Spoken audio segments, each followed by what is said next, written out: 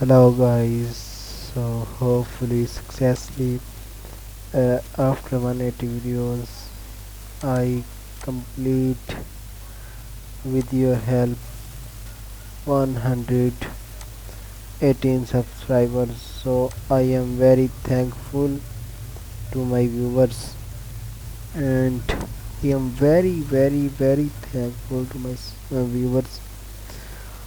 And now I am starting a new playlist on the PHP and MySQLite, and I am start my old playlists, same like Bootstrap, Flutter, JavaScript, and more any HTML, and I am start a new playlist of HTML and CSS because I don't like my videos of these HTML and CSS.